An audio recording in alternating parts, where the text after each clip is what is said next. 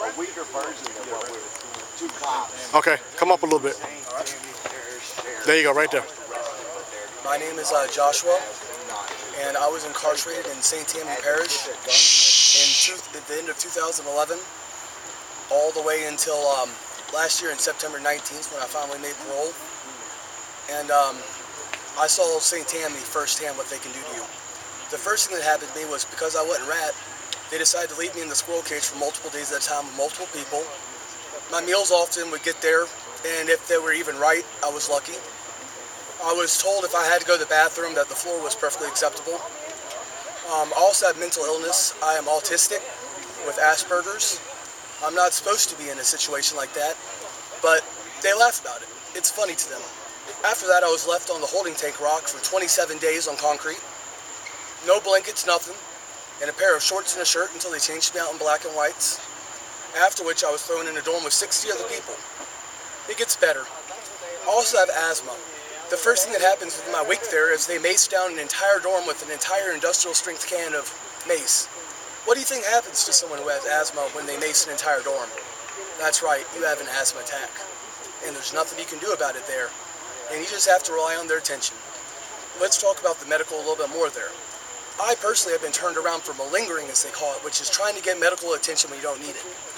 I'm autistic. Are you telling me I don't need medical attention? That's messed up. I've also had an allergic reaction one time, at which point I was swelled to the point that I had elephantitis. I was left in medical for 18 hours without any food, without any bathroom breaks, pounding on the steel doors asking to use the restroom for 6 hours before I was even allowed to go outside and use the restroom. This is just half of what's going on. And then I finally made it to the halfway house, and it just gets so much worse there. We called it Peachy's Playhouse for a reason. First off, anything you want, you can get. And the fact that commissary there, that's what runs this place. Jack Strain gets his cut, Peachy gets his cut. Everything's inflated. $3 honey buns, $4 honey buns, sometimes they're moldy. If they have mold in them, you have to eat them. You don't want to eat them, you go back to jail. They take 70% of our check when they're only supposed to take half of that. They would blackmail us. I was told if I had to go to medical, it was $100 a visit. They charged me $15 transportation when they made me walk across the street. They would charge me the full price of my prescription, whether it was $180. And then they would charge me $75 follow-ups to tell me if I didn't go to them, that I'd be flipped on the spot and put back in jail. And then I could even get a charge for avoiding my medical appointment. That's right, I could get more time for not going to a medical appointment they set up for me to take my money.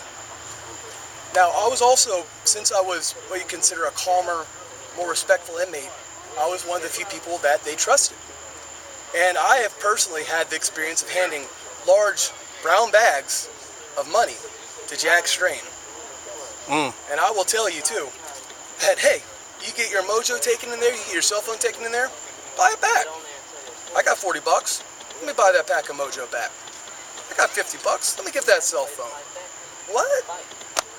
I want to beat up someone? Hey, look, 40 bucks, that never happened. That's just what it is here.